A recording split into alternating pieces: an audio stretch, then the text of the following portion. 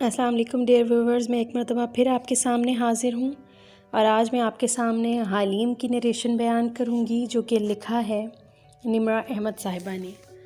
حلیم by نمرہ احمد۔ باب اول۔ گدلے پانیوں کا سنگم۔ اس نے خواب میں دیکھا وہ گدلی سی جگہ ہے، دو دریاؤں کا سنگم، بارش تڑا تڑ برس رہی ہے، کیچڑ میں کھلے آسمان تلے دو لوگ کھڑے ہیں، ایک سنہرے بالوں والی لڑکی ہے، بارش نے اس کو بھگو دیا ہے، اس کے بال گیلے ہو کر گالوں سے چپک گئے ہیں اور وہ گردن اٹھائے اوپر دیکھ رہی ہے آسمانوں کے پار جہانوں کو۔ سامنے ایک آدمی کھڑا ہے، کیچڑ سے اس کے پیر لت پت ہیں، وہ دراز قد اور کسرتی بازوؤں والا ہے، اس کے گیلے بال ماتھے پہ بکھرے ہیں، وہ اپنے گریبان پر ہاتھ ڈالتا ہے اور ٹائی نوچ کے اتارتا ہے، پھر وہ آستینے موڑتا ہے پیچھے اور پیچھے۔ لڑکی ابھی تک اوپر دیکھ رہی ہے، آدمی جھکتا ہے، کیچڑ سے مٹھی بھرتا ہے، سیدھا کھڑا ہوتا ہے، مٹھی لڑکی کی طرف بڑھاتا ہے۔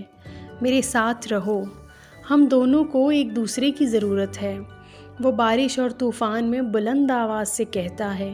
وہ چونک کے اسے دیکھتی ہے، پھر اوپر نگاہ اٹھاتی ہے، دور آسمان پہ ایک پرندہ اڑتا ہوا آ رہا ہے، اپنے پر پھیلائے اس آدمی کے سر کے اوپر فضا میں آ رکتا ہے، چکر کاٹتا ہے۔ لڑکی انگلی اٹھا کر اشارہ کرتی ہے، الفاظ اس کے لبوں سے نہیں نکل پاتے، مگر وہ ہونٹ ہلا کے کہتی ہے، بے آواز وہ دیکھو آدمی مٹھی بڑھائے ہنوز کھڑا رہتا ہے، اس کی مٹھی میں کیچڑ ہے اور کیچڑ میں دمکتی ایک سونے کی چابی ہے۔ میرے ساتھ رہو، وہ ہنوز کہہ رہا ہے۔ پرندہ ان کے سر پہ چکر کاٹ رہا ہے، سنہرے اور سرخ رنگ کا پرندہ، عقاب جیسا، نیلے ہیروں جیسی آنکھوں والا پرندہ۔ ایک جھٹکے سے حلیم کی آنکھ کھلی۔ کوالالمپور جزیروں کے ملک ملائیشیا کا سب سے مشہور شہر ہے، مختلف تہذیبوں اور ادیان کا مرکز۔ یہاں مسلمانوں کی اکثریت تھی۔ سمندر اور اونچے پہاڑ، سبزہ اور کھلے باغات، وہ جنت کے تصور جیسا خوبصورت شہر تھا، اور اس صبح وہ کم معمول کے مطابق آوازوں، شور اور بے فکر کہکہوں سے گونج رہا تھا۔ لوگ مصروفیت سے اپنے روزمرہ کے کام نمٹا رہے تھے، سڑکوں پہ، درختوں میں، گھروں میں۔ کوالالمپور کو حرف عام میں KL کہا جاتا تھا، کے مصروف کاروباری مراکز کے علاقے میں ایک اونچی عمارت بے نیازی سے کھڑی دکھائی دیتی تھی۔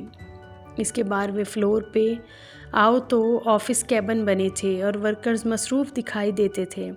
ٹائپنگ کی آواز، فون کی گھنٹیاں، یوں دکھائی دیتا تھا کہ اس آفس میں ہر دن کی طرح کام جاری و ساری تھا۔ ایسے میں ایک نوجوان ہاتھ میں فائل پکڑے تیز تیز چلتا جا رہا تھا۔ چینی نقوش کی صورت کا حامل وہ درمیانے قد کا تھا اور چہرے پہ دبا دبا جوش تھا۔ ایک آفس کے دروازے کے سامنے وہ رکا، خوشی کو قابو کرتے ہوئے مسکراہٹ دبائی اور دھڑلے سے دروازہ کھولا۔ اندر آفس ٹیبل کے پیچھے ایک تھکا ماندہ سا ادھیڑ عمر شخص بیٹھا تھا، ٹائی ڈھیلے کیے، بگڑے تاثرات لیے۔ اس نے آنکھیں اٹھا کے اکتاہٹ سے اندر داخل ہوتے نوجوان کو دیکھا۔ مولیہ، میں اس وقت کوئی بات نہیں سننا چاہتا، میں ساری رات سو نہیں پایا، ابھی بھی مجھے ڈسٹرب نہ کرو۔ انور صاحب، اچھی خبر ہے۔ مولیہ دمکتے چہروں کے ساتھ کرسی کھینچ کر سامنے بیٹھا تو انور صاحب نے ہاتھ جھلایا۔ تمہیں لگتا ہے اس وقت مجھے کوئی خبر خوش کر سکتی ہے؟ میری لاپرواہی سے باس کا لیپ ٹاپ چوری ہو گیا ہے اور تمہیں اپنے کاموں کی پڑی ہے۔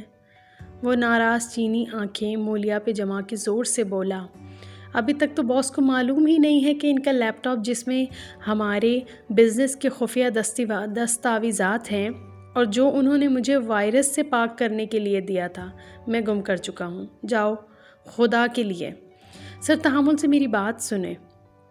مولیا نے لیپ ٹاپ کو ٹریس کر لیا ہے، وہ چہک کر بولا۔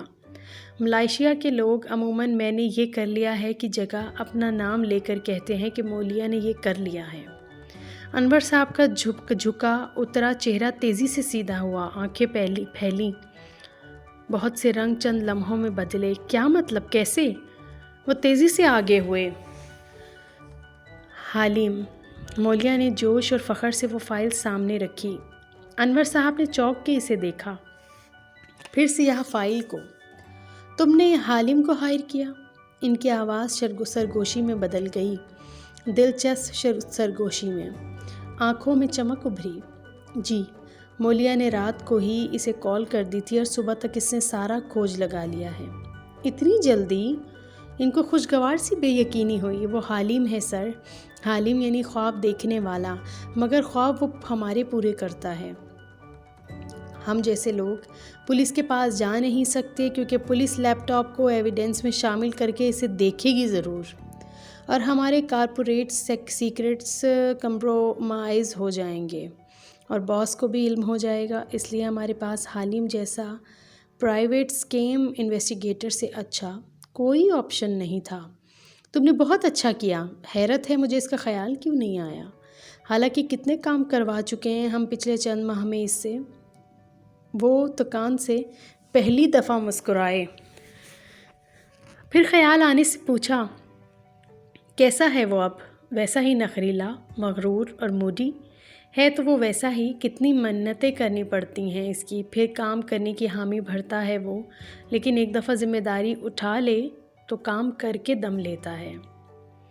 ایسے ہی تو وہ کے ایل کی بلیک مارکیٹ کا سب سے ذہین اور شاطر انویسٹیگیٹر نہیں ہے سر، اس کی ذہانت۔ اچھا اب کام کی طرف آؤ، انہوں نے بیزاری سے ٹوکا تو مولیا کی زبان کو قفل لگا، پھر خجل سا مسکرا کے بولا، اچھا یہ دیکھیں، اس نے لیپ ٹاپ کو ٹریس کر لیا، اس وقت ہمارا لیپ ٹاپ اس ایڈریس پہ موجود ہے۔ مولیا نے فائل کھول کے اس پہ ایک جگہ دستک دی۔ انور صاحب آگے کو جھکے، اینک ناک پہ جمائی اور غور سے پڑھا، یہ تو کسی کے گھر کا پتہ لگ رہا ہے، مگر یہ کون؟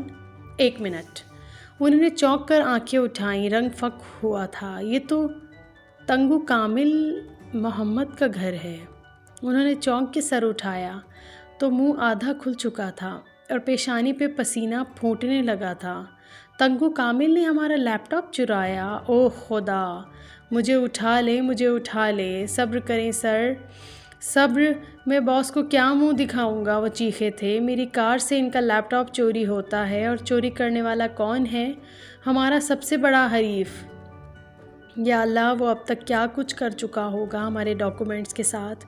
انہوں نے پیشانی پہ ہاتھ رکھا اور آنکھیں بند کر لیں۔ مولیا نے جلدی سے پانی کا گلاس بھر کر ان کے سامنے کیا۔ انور صاحب نے جھٹ گلاس اٹھایا اور کھٹاکھٹ پی گئے،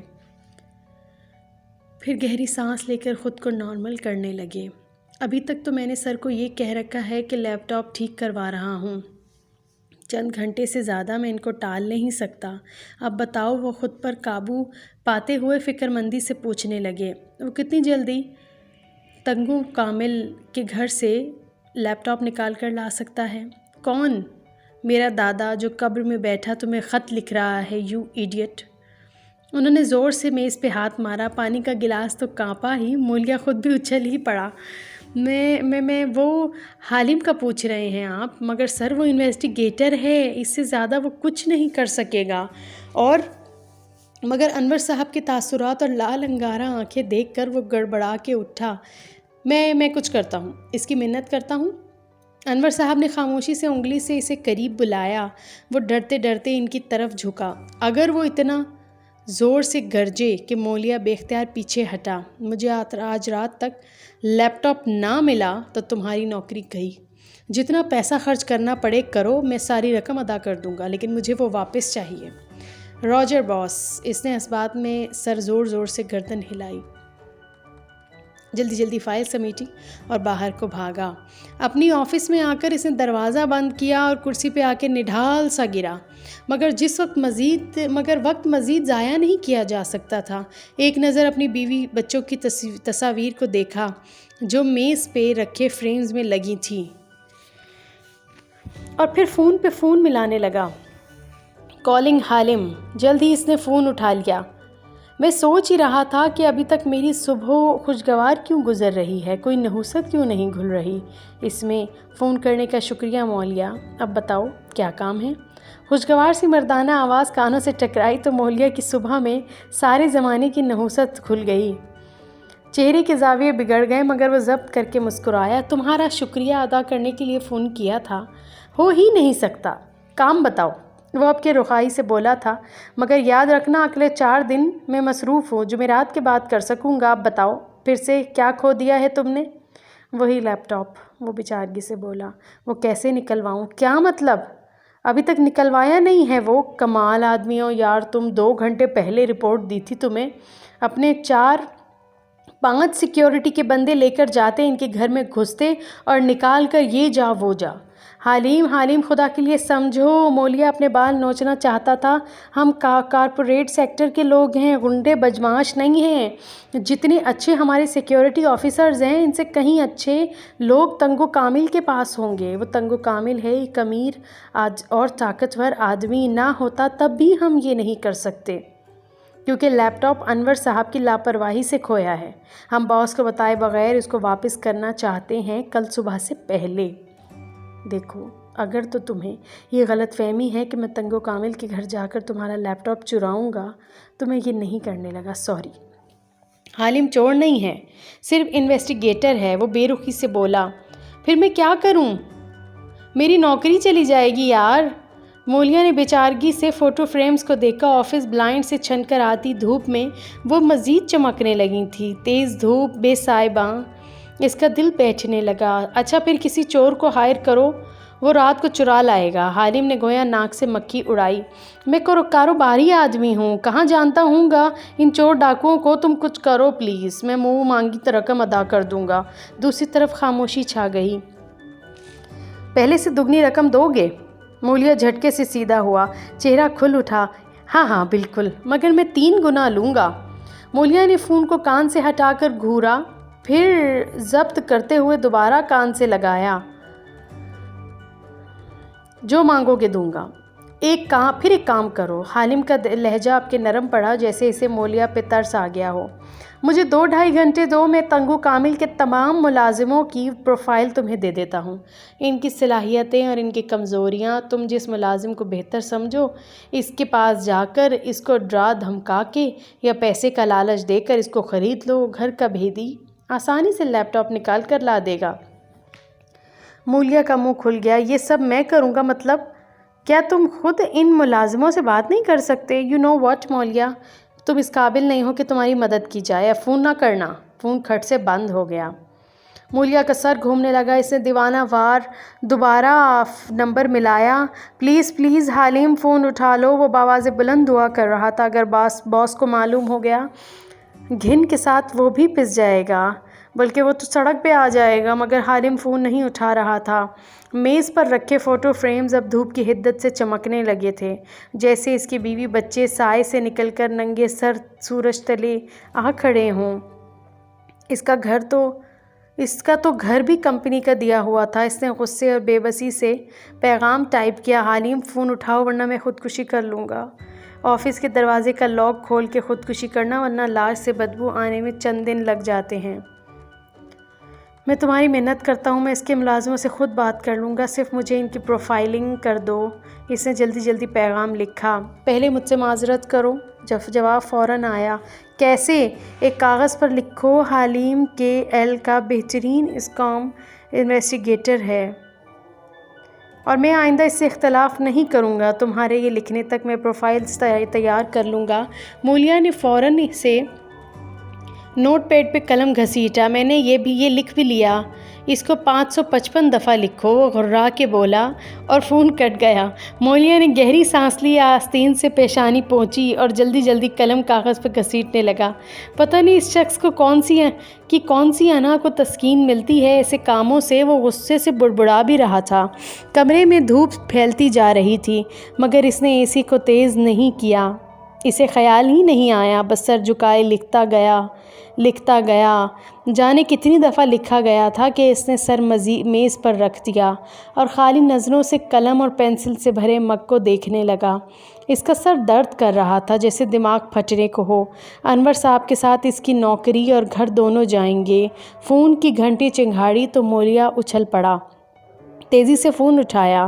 حلیم کی ای میل آئی تھی۔ اس کے جسم کا ہر عضو آنکھ بن گیا تھا۔ کچھ دیر بعد وہ چند پرنٹڈ کاغذ اپنے سامنے پھیلائے بیٹھا تھا۔ کھلا لیپ ٹاپ ترچھا کر کے یوں رکھا ہوا تھا کہ سورج کی کرنوں کا راستہ روک گیا تھا اور فوٹو فریمز چھایا تلے تھیں، ان کو جیسے سائبان مل گیا تھا۔ تنگو کامل کا ڈرائیور۔ اس نے ایک کاغذ اٹھا کر چہرے کے سامنے کیا اور آنکھیں چھوٹی کر کے تفصیل پڑھی۔ جو اتنے سال سے تنگو کامل کے ملازمت کر رہا ہو، بھلے وہ جوئے کا عادی بھی ہو، وہ نہیں بک سکتا۔ اس نے کاغذ واپس ڈالا اور دوسرا پرنٹ آؤٹ اٹھایا۔ بٹلر۔ بند مٹھی ہونٹوں پر رکھ کے چند لمحے تفصیلات پڑھیں۔ بٹلر کا سارا کچا چٹا کھول کر رکھ دیا گیا تھا جیسے۔ یہ تو بالکل بھی نہیں۔ اس کا کرمنل بیک گراؤنڈ اس کی کمزوری نہیں، اس کی طاقت ہے۔ کیا سوچ کے حالم نے اس ہٹے کٹے آدمی کی پروفائل بنا کے دی ہے؟ یہ تو مجھے پھونک مار کے اڑا دے گا۔ جھرجھری لے کر کاغذ رکھ دیا۔ پرسنل اسسٹنٹ کی باری تھی۔ اس کی شکل دیکھ کر ہی مولیا کو رونا آ گیا۔ یہ تو مجھ سے عمر میں بھی بڑا ہے اور قابلیت میں کہیں آگے ہے۔ امریکہ کا پڑھا ہوا ہے، محنتی اور قابل نوجوان۔ اس کے سامنے میں بات بھی نہیں کر پاؤں گا۔ اس کاغذ کو تو اس نے چھوا بھی نہیں۔ پھر اگلے کو دیکھا تو نگاہ ٹھہر گئی۔ دھیرے سے کاغذ اٹھا کے آنکھوں کے سامنے کیا۔ وہ ان تمام پروفائلز میں پہلی نسوانی پروفائل تھی، تالیہ مراد۔ وہ نام پڑھتے ہوئے بڑبڑایا۔ صفحے کے کونے میں اس کی تصویر بنی تھی۔ تصویر آج کی لی ہوئی تھی، جیسے کسی گھر کی چھت سے گلی میں چلتی لڑکی کی تصویر اتاری گئی ہو۔ وہ لمبا سا مقامی طرز کا فراک پہنے ہوئی تھی۔ کوہنی پہ ٹوکری ٹنگی تھی جس میں پھول تھے اور وہ سر جھکائے کندھے کے پرس سے کچھ نکال رہی تھی۔